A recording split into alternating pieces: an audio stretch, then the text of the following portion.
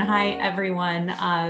My name is Heather Whiteman. I have been doing people analytics for about 15 years. I have my master's in the area, PhD, and I love to teach it. I've done it. I love it. I get really passionate about it. And I get even more passionate when I see other people pick it up and start to use it. So I had the amazing opportunity to be able to work with quite a few of my people analytics fellow passion practitioners to build a course with Future Workplace all around how do you solve business problems using people analytics. So we had a great host of leaders sharing their thoughts, their opinions, and activities and exercises around how do we do this? How do we apply it? And the exciting part about that particular course is we had people go through and they learned and followed through the steps that were taught around how to solve a business problem. So each week they would learn new techniques, like how do we think about it? How do we design a people analytics approach? How do we pick up some new techniques to do it? And then how do we tell a story, inspire action? And it culminates in creating your own people analytics action plan. Now, the exciting part about all that is it means at the end of this, we have all these smart people who have spent weeks putting together their own people analytics action plan. And so what I'm excited to be able to share today is some of those action plans. I have three alumni who were members of our recent courses who are willing to share some of their fantastic outcomes around how they used people analytics or are starting to use people analytics to solve a business problem. So I'll let them introduce themselves, but I have Gina Marie Epping and Jill Schroeder are going to talk about how they're using people analytics to solve business problems around learning and development effectiveness. And then we'll have Brian Kraft, who will introduce himself and share how he's using people analytics to find multipliers in their organization. So some really cool techniques, really cool approaches, really cool people to build on Scott's intro of the coolness there. So with that, I'm going to turn it first over to Gina Marie and Jill and ask them to introduce themselves and share your people analytics action plan. Great. Thank you, Heather, so much. Jill and I are very excited to be here with you.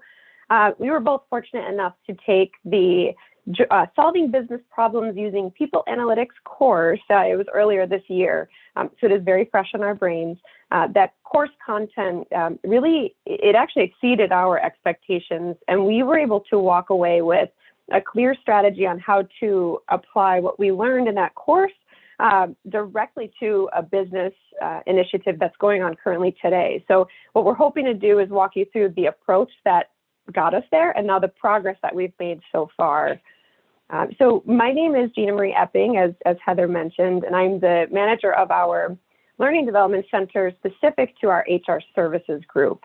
And there's a quote that I have heard in the past. I thought it was appropriate to share with you today. Data will talk to you if you're willing to listen. And I found it really interesting because I work for a corporation, and I can tell you there is no shortage of data. It is everywhere. There's numbers flying around. But my intentions were to join the People Analytics course because I needed to understand how to build structure around that data and apply some meaning to it. Hi, I'm Jill Schroeder, and I am a senior learning instructor, and I support a large team of HR professionals. My goal in joining the Solving Business Problems Using People Analytics course was to really explore people analytics. I had never done that before. I've always been driven primarily by anecdotal information and observation of behavior rather than data, and I wanted to understand the different aspects of people analytics. I need to share with you, I've always been afraid of statistics, but after this course, not anymore. Great. To the Learning Development Center, a big piece of what we were really struggling with is understanding that our learning output needs to be measured somehow. And there are so many contributing factors going into, is this person performing better because they took this training? And there are so many other factors that go into it that we weren't really coming up with a solid answer of yes or no. So that kind of led us to be, hey, light bulb, that's my business problem right there. Like, we ask it every single day. So the course helped me then take that business problem that we defined and craft it into a really meaningful and attainable hypothesis that helped me and my team then move forward towards solving this. So that business problem is, if we are able to measure and then adjust the effectiveness of the learning, then our HR professionals will be more successful and that client retention will increase. And we all know client retention is that #1 goal. So my hypothesis is somewhat a subset of Gina Marie's. I was and am primarily focused on soft skills. Our HR professionals receive extensive training in products and service offerings throughout their employee life cycle. So taking into account that not everybody starts at the same place and everybody has different abilities, when provided baseline knowledge, some of our HR professionals are exponentially more successful at developing relationships where they are the client's trusted business partner. Direct experience as a peer mentor, observation and conversation with our area managers, those led me to believe that HR professionals who possess stronger listening and strategic thinking skills, have higher emotional intelligence, and are comfortable having difficult conversations with their clients because they've developed those strong relationships, are, to use the same expression, exponentially more effective than their peers who may be less skilled in those areas. I believe that soft skills can be trained, and if we deliver additional soft skills training and reinforcement to our HR professional teams, training on and objectively measuring skills that are arguably subjective, we're going to see a difference in their client satisfaction scores and their retention rate. Yeah, and what really worked well between Jill and myself is that I was very much focused on that quantitative data side of the things, where Jill had more of the qualitative kind of people aspect of it. So it really, really meshed well. At this point in the course, we both identified those hypotheses, business problems, everything was all thought out. And now we're actually making it happen. So it was really great to hear from Heather that, yes, we want to share what's happening right now.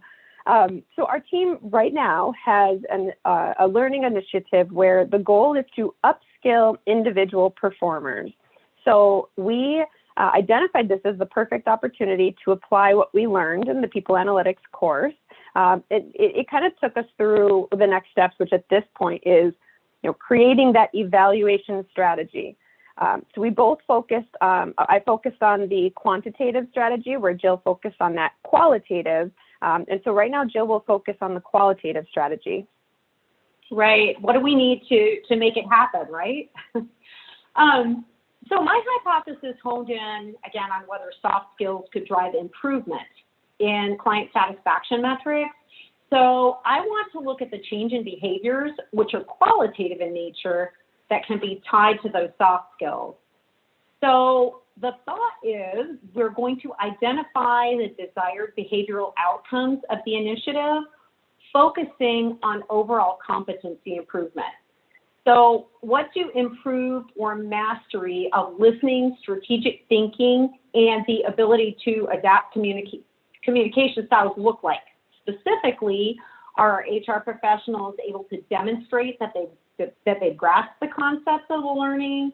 Are they able to apply critical and strategic thinking to engage their clients?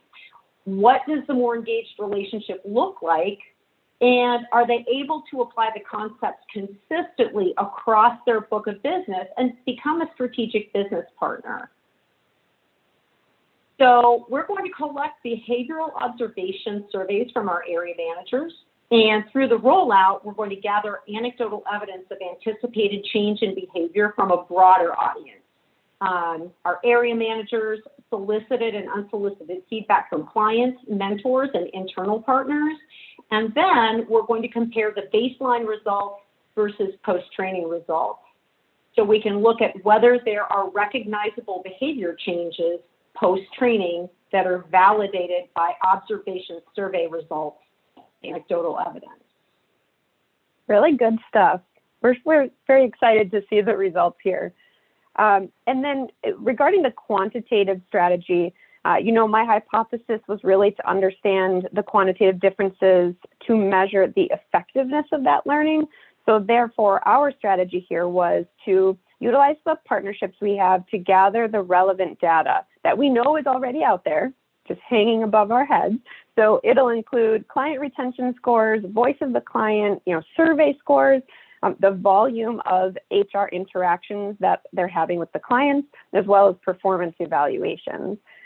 From there, we will use that information to create, that metric baseline. Where are we starting from? Once we launch the program, we will gather, kind of observe the data throughout the launch. And finally, we're going to identify the changes in the standard deviation at 30, 60, and 90 days out.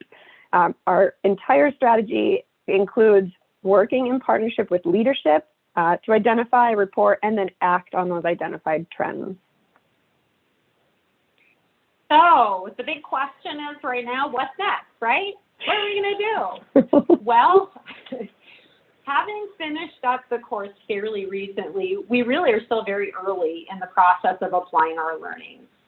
We're currently working on creating metrics dashboards that we can use not only for this initiative, but for future initiatives as well. We're continuously communicating our vision and our progress to our partners, highlighting that we're working to provide concrete evidence of the value of our work.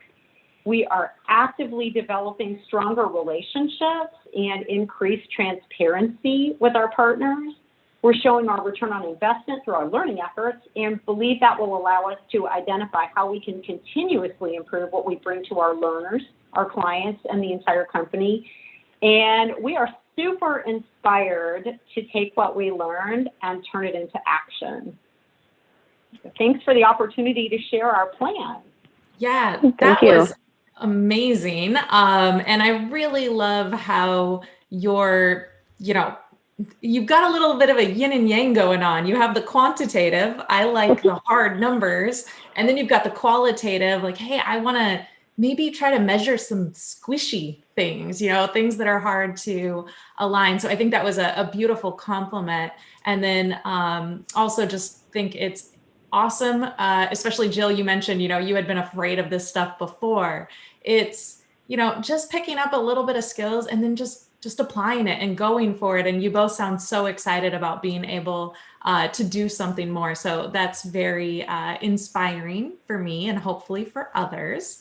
And for people who are following along, feel free to start thinking through some questions for Gina Marie and Jill. We're going to skip over to another one of our alumni first, but we'll try to bake in some time for questions at the end as we go along. So with that, I'm going to ask Brian, would you mind introducing yourself and telling us what it is that you are doing? What's your people analytics approach to solving a business problem?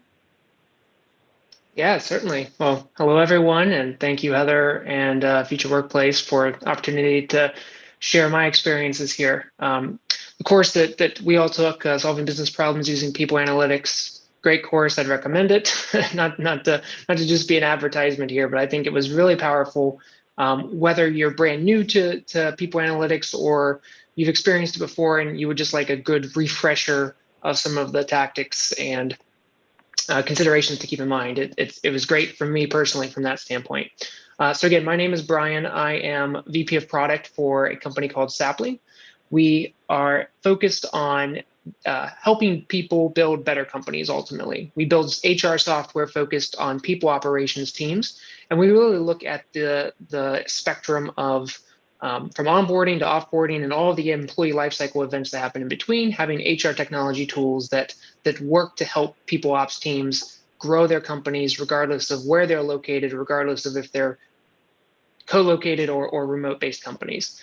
Personally, my background has been in the HR technology space. My formal education is in HR, but information systems has played a key role in my personal career. So I'm pretty passionate, same thing, about that mix of the hard data and then also the people side of HR overall itself. So our challenge or idea when it came to the business challenge we could solve as part of some of the learnings from this course was to look at our multipliers. And this is a concept we pulled from the book of the same name. If you've not read it, it's a great read. And the key focus there is, being able to identify and support the people in your company who innately amplify the power of other people in your company. And instead of diminishing the impact of others, they amplify and propel other people forward. They bring their A game and they help other people bring their A game as well. And so what we thought is that finding those people in our company would be really important. And why that was two primary reasons. If we know who they are, then we can continue to uplift them and hopefully retain them for the long haul, because they do help amplify the power of our own people in our company. But also, by knowing their traits, by digging in a little bit further about what makes them tick, in a sense, we can strive to try to recruit new team members that have similar traits as we grow. You're not going to find all multipliers when you're doing your recruiting, but you can certainly find a few if you know some traits to potentially look for. Now, Sapling itself is a smaller company, but we work with our HR technology services customers with hundreds and thousands and tens of thousands of employees. So we have sort of that dual mentality of what it takes to work in a smaller organization and what it takes in a larger one. And as I was going through the course, there are multiple fascinating tools that we talked about in the course that would be helpful, but one that caught my eye and ear in particular was organizational network analysis. And it seemed one of the best tools to potentially use for the type of problem that we were looking to solve. And I can say after the fact, it was a really useful tool to check out. If you're not familiar, I'll walk through briefly what we've done as part of our organizational network analysis, or ONA. But if you're not familiar, the way I keep summarizing ONA is that it shines a light on your hidden org chart. It really is an analysis tool to help identify and map the actual relationships between employees within your organization. So it helps to pull out what the informal, or in my words, the actual flow of information and work is in your company, regardless of how you're formally structured. So if you think about your formal org chart, it kind of blows that away and says, yeah, but here's what really matters. Here's how work is actually getting done. Now, one question we constantly get, is there math involved in this? And the short answer is yes, and I'm sorry for that. But the good news is that there are tools that are available and becoming more and more available to make it easier for people to jump into without having to have a degree in statistics or other stronger math backgrounds. So I'll just take a few minutes and run through what it was like to run our own organizational network analysis and some of the experiences we had. I really see it as, one of the learnings from the course as well was really to think about this in these 5 steps. And so, like any people-related project you might be embarking upon, one of the first things to do is make sure you know what you're doing, what you're trying to do, right? Defining your objectives. And so we had the hypothesis of multipliers in our company will likely have, in terms of the ONA lingo itself, would have strong degree centrality, meaning they're critical in the network. They're critical to keeping the network cohesive.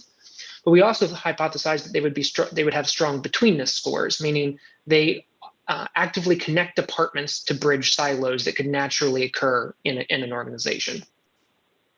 So once we had those objectives identified, we kind of put on the project management hat, and so built out a plan and timeline and got buy-in from others in the organization, department leaders and so forth.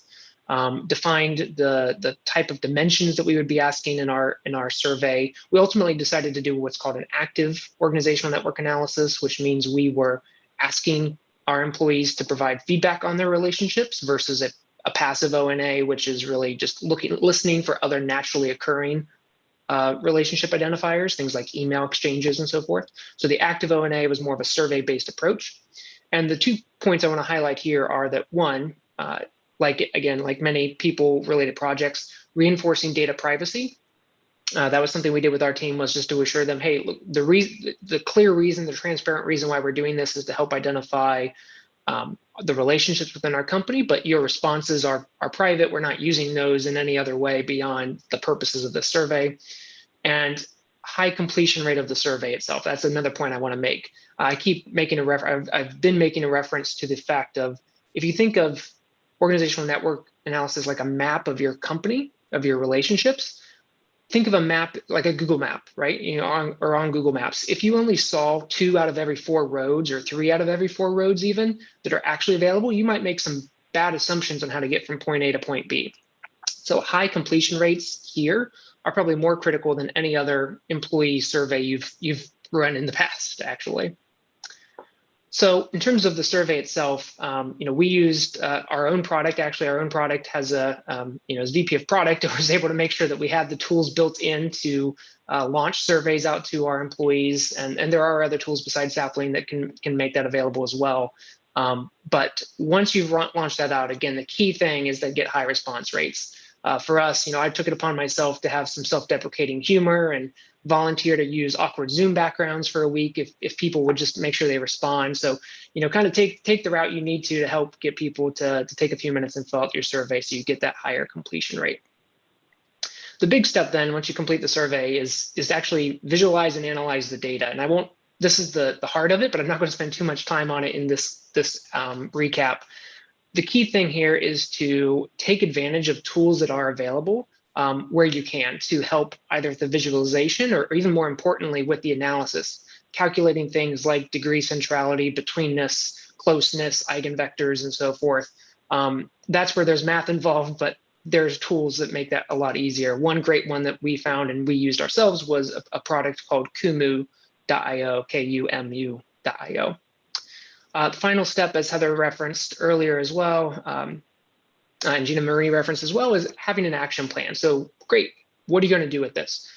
We've started to put in place some of our actions from the results of our own ONA, and we're planning to rerun our ONA actually in January, so on a 6-month cycle effectively. But the key takeaways were to make sure we are putting in practices and processes to help uplift and retain our existing multipliers. We were able to identify, encourage people who seemed like they could be multipliers, that maybe they're not enabled enough in that space today. And finally, try to identify or highlight traits that could be multipliers in our hiring process itself, so that we're trying to see that as another lens when we are in the recruiting process for candidates. And I think that's it for me. So thank you very much. Again, my name is Brian Kraft, and you can check us out on saplinghr.com if you're curious to learn more about our ONA related products. Thanks, Heather. Fantastic. Yeah, thank you, Brian. Thank you, Gina Marie, Jill. So this is just one example. First of all, I want to tell some of you, if Brian used scary words for you, I heard him say eigen, don't worry.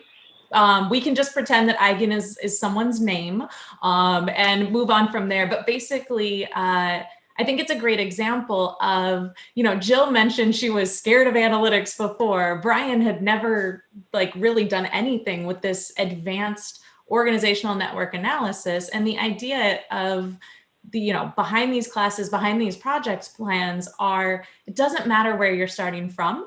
You can pick up techniques to start doing things that maybe you've never done before, like turning qualitative information into insights that go further, to using your quantitative data to really answer a hypothesis, or to pick up new analytics techniques, and that there are tools and resources today to help you do stuff even as crazy as organizational network analysis. And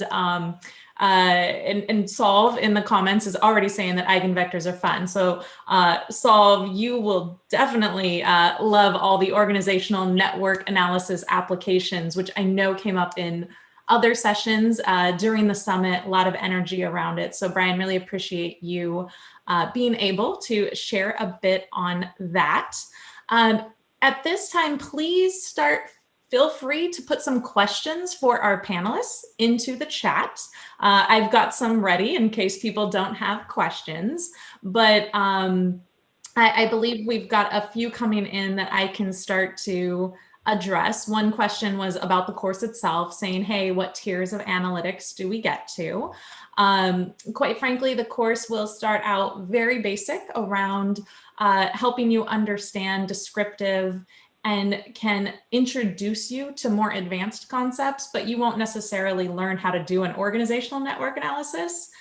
You will learn how to leverage it if you choose to do it. So what I mean by that is the idea behind people analytics isn't to make an army of data scientists. Like, Jill probably doesn't want to be a data scientist. I don't know if Gina Marie does or doesn't, but I know Jill doesn't want to. And Gina Marie, do you want to be a data scientist? Maybe. Okay, so she's on the fence. But but the idea isn't doing necessarily analytics. It's using people analytics to solve problems. And it's just as much about knowing how to define a problem, knowing how to translate information into business outcomes, and being a data conduit, even if you yourself can't do the analytics. So I think that's a great example. And thank you for asking that question, because the intent of it is to help people use people analytics.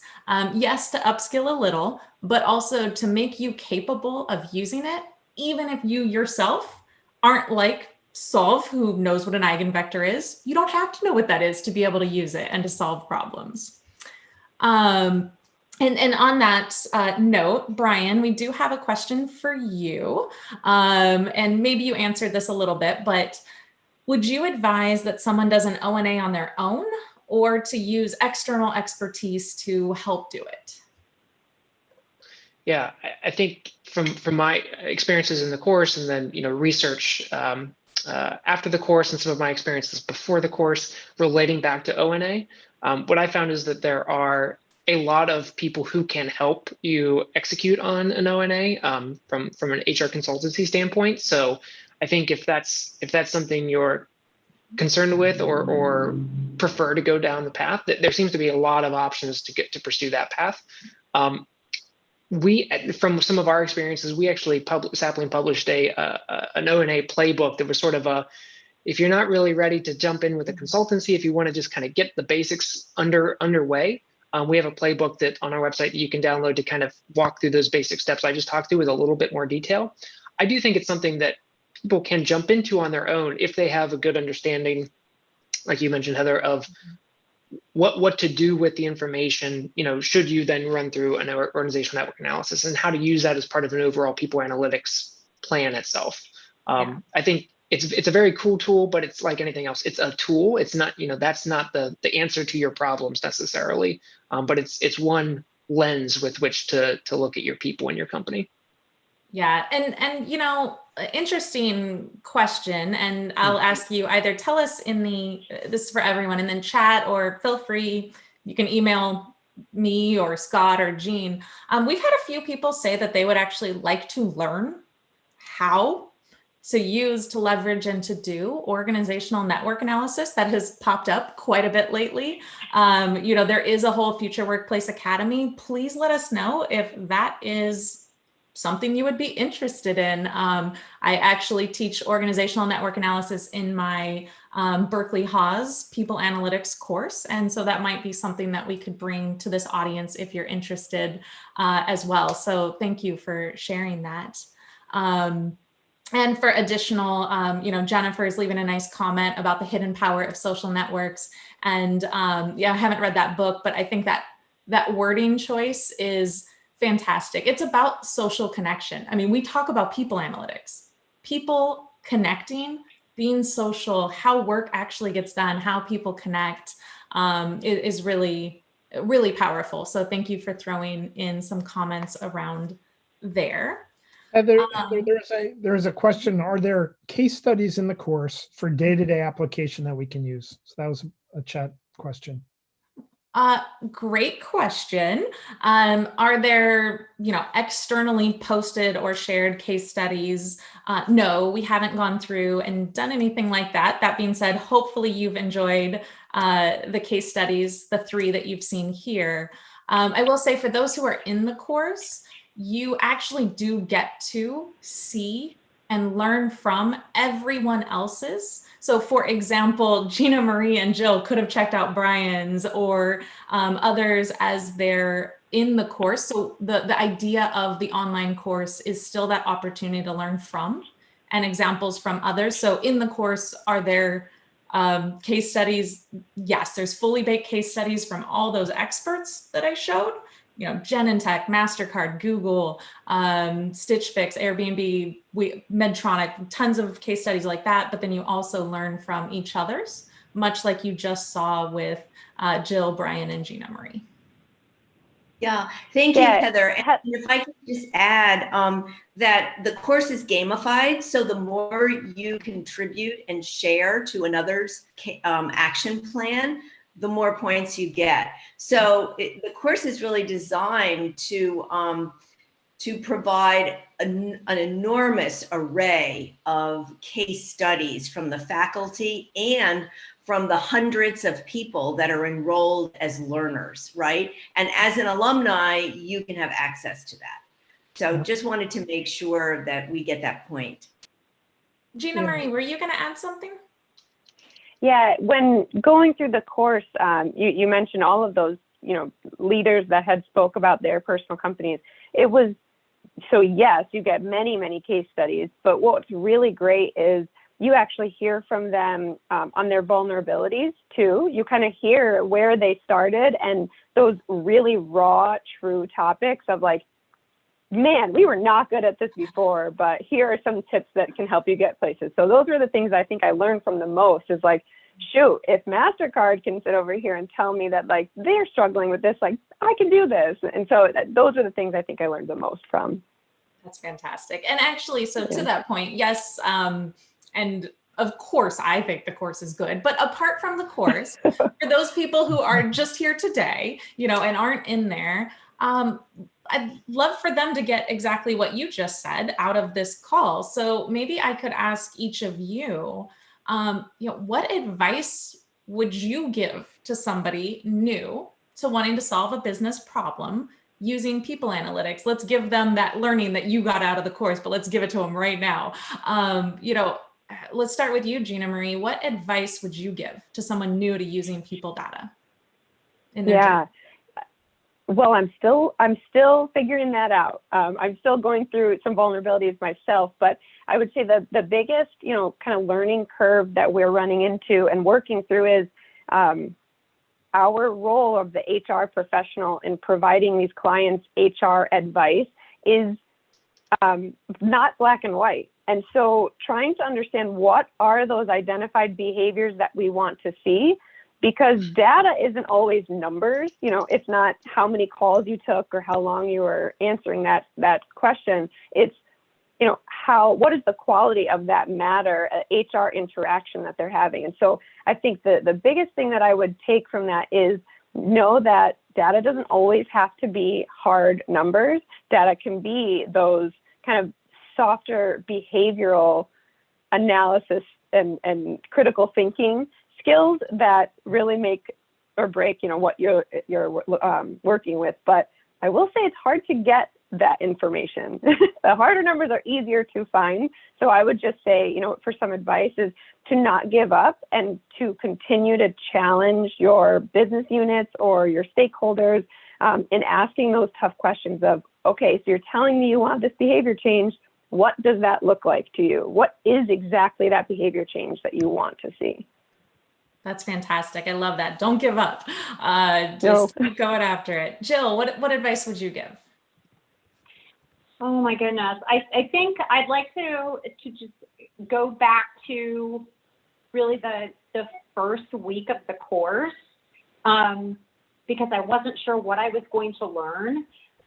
And the biggest question for me within that first week is, gosh, what do I want to know, right? What do I want to know? And then once I figured out what I wanted to know, how do I get there? And everything was so well laid out in terms of the different ways that we can look at and measure, I guess, success in this case. That was really that was helpful for me. And what I would say is not only don't give up, but look at things from all of the angles, because I think you might be surprised by how many opportunities there are in looking at what it is that you want to know. Fantastic. Yeah. I mean, there's a reason we start with define the problem, define the goal, where are you trying to get to? Because I love the way Brian put it earlier. Many of this is a tool. It's a tool to get you where you want to be and what you want to know. And it's not a thing unto itself. It's something we can use to solve our business problems. It's fantastic. Brian, close us out with the last piece of advice here. Yeah. I might sneak in two quick pieces, but I think the first one is just echoing what everyone else has already said. That I also got quite a bit from the idea of the hypothesis, and I'm paraphrasing, but the quote around, if I had 6 hours to cut down a tree, I'd spend 5 hours sharpening the axe. You don't want to be stuck in early analysis paralysis before you even do your analysis, but really making sure you think through what are you trying to solve, the objective, and the hypotheses you have in place. I think it was really a really powerful aspect to learn. And the last piece of advice I would leave off is on the ending side with the tool comment, the tools that you can use comment there. I mean, and this is coming from the technology guy in the sense of working as VP of product for Sapling. There are so many great technologies that exist and are coming about that can really help people operations and HR practitioners. But there's always that human element of interpreting and choosing the right tools for the right problem. And that's always going to be there. And you got to keep that in mind as well, as that these people analytics tools can be incredibly powerful, but you can't just be blind to them. You've got to have that human element that comes in and really helps interpret and understand the results. Fantastic. Definitely. I'm glad you snuck an extra one in there. I always like to say, let's keep the H in HR. Let's not forget, it's all about humans here and the people. So that's fantastic. You three, thank you for being willing to, share your experiences, your advice. I really appreciate you being open and honest of, Gina Marie, about how you're still on this journey, Jill, how you're, taking the steps forward. Brian, you're trying out some new techniques that you'd heard of.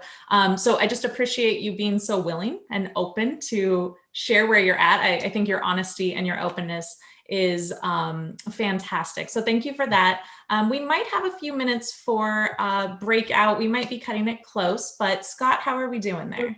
So what I like to, I think we're not going to go to a full breakout, but we're going to encourage people to ask any questions in the chat. First off, our mission is to provide education and to help individuals within our member organizations be successful. And it just really moves me to hear about the experience that each of you have, led by somebody like Heather, who is focused on helping you and your organizations get the very best out of this particular area. So, just all of our hard work to Heather, to the rest of the team, and to everybody behind the course and program, a big thank you for that. I do want to highlight, if you want to take the online course, we do have them coming up. You'll see it on the screen there. We have 3 courses scheduled so far for 2020. The first one starting in January 18th. So we are taking registrations now. And then we also have one coming up, which is a live online course. And Heather, I'd love for you to just get behind that a little bit, because we have the course that we just talked about today, and then we're offering something a little bit unique and different and new. So if you can share a little bit more detail around what's included in that, how it relates to the other online course, and give people some understanding, that would be great. Yeah, it's funny. This solving business problems course that Gina Marie, Jill, and Brian were in, came out of demand. We had people saying, hey, I really want to learn how to use this in my current role. Maybe I don't need to be a people analytics professional, but I need to be a data-informed leader. So we created the first course out based on that ask and demand. And it's my own personal passion to educate, to share. I'm trying to get everybody to make data-informed decisions. And then out of that course, funny enough, created more demand. So after we did the first course, we had people asking for more resources. So we actually created and published an ebook. So we'd be happy to share with you an ebook on using people analytics. And then after the second version of the online course, we kept getting the same ask, which was, I love this. This is great. I need a little more coaching, a little more help. Like, this is my first time trying it. Could you let me know if I'm on the right path? Could you look at my stuff and give me more feedback? And because we kept getting that ask, we decided to build a complimentary additional course that will be live. So it's People Analytics in Practice. You don't have to have taken the online one, but you can. They are not duplicative. They work together. But the idea here being that you can actually get hands-on experience applying people analytics because individuals asked for that. So at least from my personal perspective, and I know Future Workplace is behind this as well, we're just trying to help inspire, educate, and motivate people. So anything we can do to help you on your journey is where we'd like to be. So would love the feedback. And it looks like there's some links if you want to check those out in the chat as well. And it sounds like we are about at time, but a thank you to and from all of our alumni members. Feel free to, connect, to reach out, to ask additional questions. We are all now, whether we're at our early stages or have been doing this for a long time, we are all now people analytics passionate influencers who may be able to help you or provide insights on the way. So feel free to reach out.